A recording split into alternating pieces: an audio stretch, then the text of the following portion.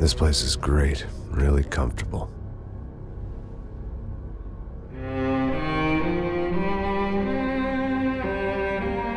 I'm just gonna get settled in. Time to move on. Get on with my life. Yes, absolutely.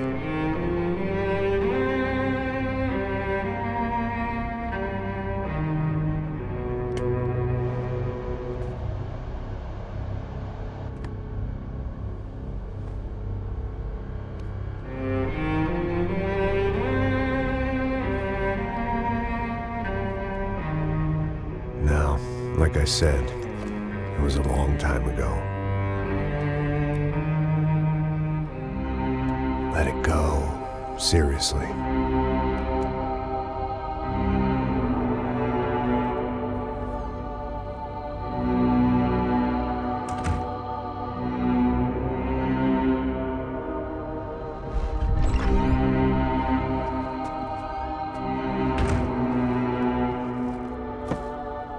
Definitely more my style than Panama, or Hoboken, I guess. No, if I'm honest, I just got kind of bored of boozing. I mean, once in a while, but not all the time. You're right, it wasn't doing me any favors.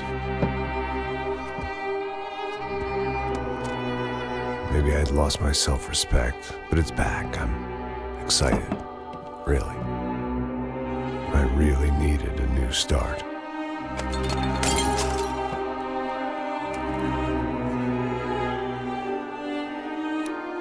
I think you're right. I think I am gonna like it here. It's certainly ain't New Jersey.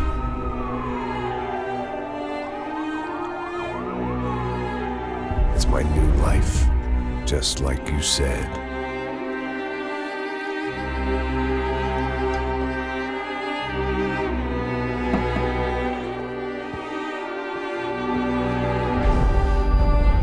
Listen, if you think I can still do a job, what have I got to lose? Apart from the weight. Very funny. Ha ha. Yes, that is a fake laugh, you jerk.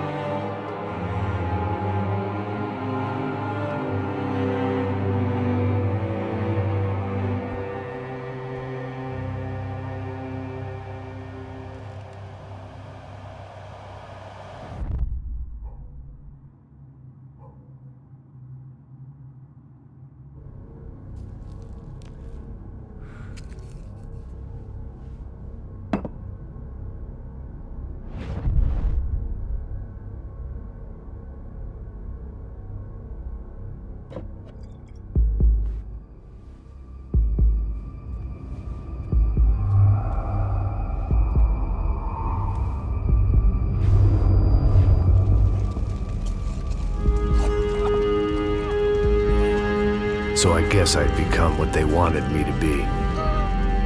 A killer. Some rent-a-clown with a gun who puts holes in other bad guys. Well, that's what they had paid for, so in the end, that's what they got. Say what you want about Americans, but we understand capitalism. You buy yourself a product and you get what you pay for. And these chumps had paid for some angry gringo without the sensibilities to know right from wrong.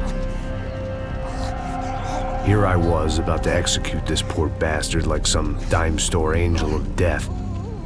And I realized they were correct.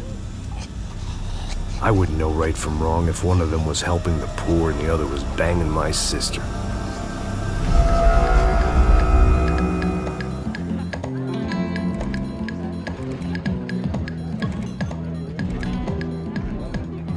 I'd arrived in Sao Paulo a few weeks before. I was working a protection detail for the kind of people who need protection in a town like this. And what kind of town was this? One where I didn't speak the language and they didn't water down their drinks. So for now, we seemed to get along just fine. Of course, that was about to change. Hey, brother. Hey. How's the cocktail? It's scotch. I never mix my drinks. Well, at least not on duty. Something like that. Man, that favela is big. Yep. Nothing like the view of extreme poverty to make a penthouse cocktail party really swing. I guess they call it trickle-down economics. That's funny. It's supposed to be a charity thing. Drink and give money. I don't know, something for the kids. Hey, listen, man. We better look lively. This place is a nightmare. They just got cowboys running security downstairs, and something rotten in the air. That didn't mean much. There was always something rotten in the air. The family we were protecting were local celebrities, rich parasites with delusions of humanity. The kind of people who end up in glossy magazines or body bags, depending on how their luck runs. So where are they all? I see Rodrigo over there talking to that guy. Yeah, I don't know him. That guy next to him, he's some kind of cop. I think, I'm not sure. Serious, though. Big N cop, anti-gang sort of thing. I can't remember his name. So who's this guy? That guy's a plastic surgeon or some kind of surgeon. Tummy tucks and cock implants. Look at Marcel. Still dances like a fool. Guess that's what a European education and a coke habit will do for Ricky Martin look-alike. That's very funny, Max. Oh, excuse me.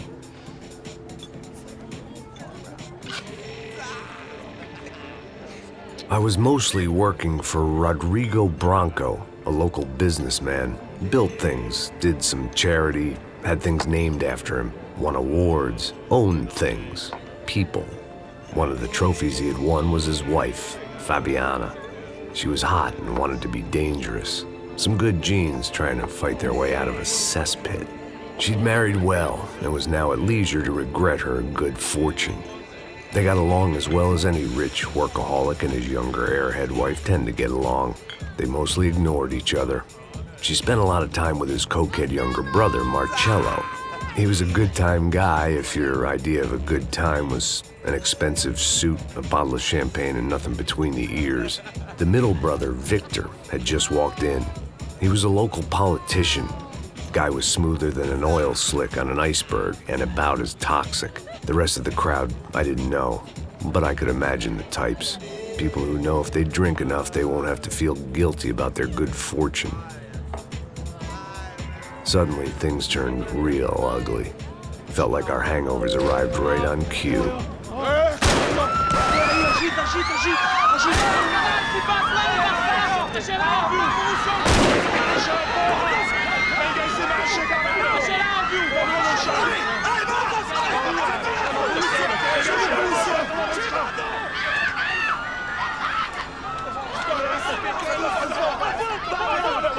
Passos! What the hell was that? I don't know what the fuck that was. Let's go. Things had gone from fine to fucked up in about a second, and now there were two idiots at the wheel.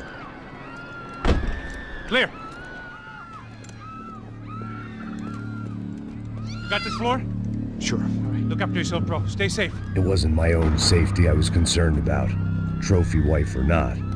I'd said I would protect the girl. I hoped I hadn't lost my edge, along with everything else. It was time to choose, a nasty fall or a bullet to the head.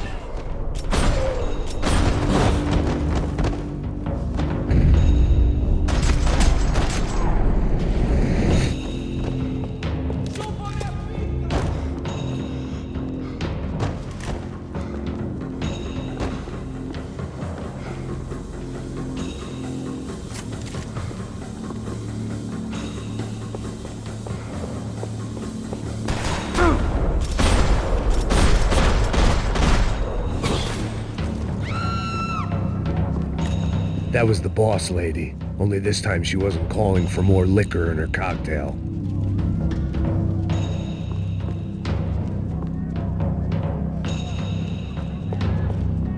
She was out on one of the balconies, and I hoped, not about to be thrown off it.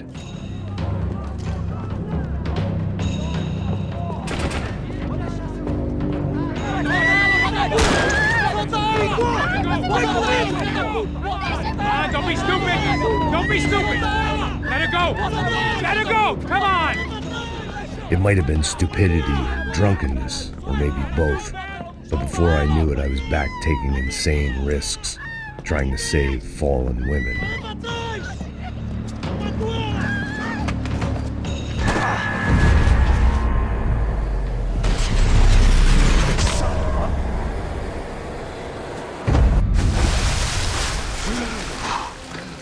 Tranquila!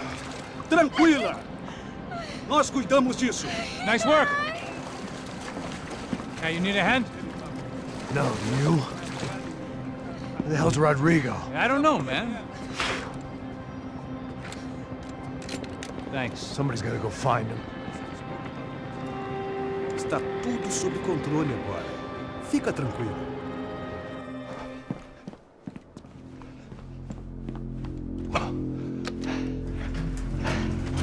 I imagined the elevator doors opening to a firing squad of muzzles.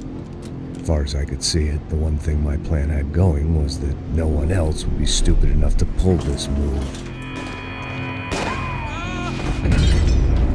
Where is he?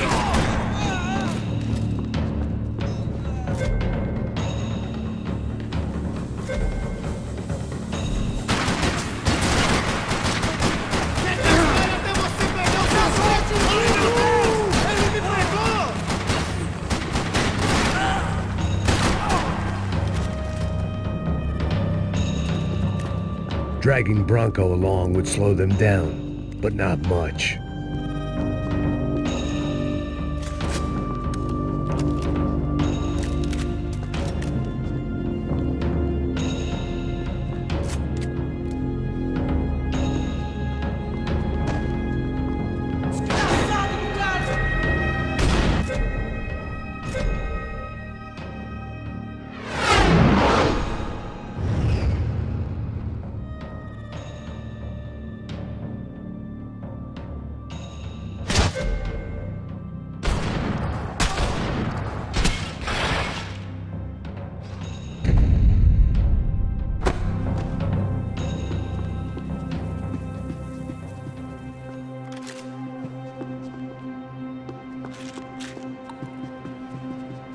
It looked like they were taking him out through the basement. Maybe I still had a shot.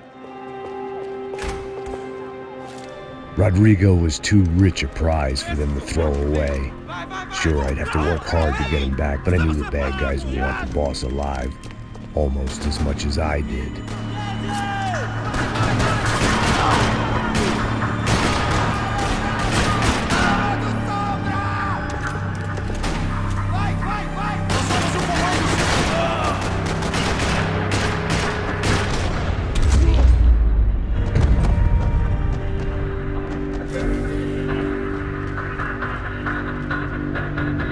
The control box was on the wall to the left of the gate.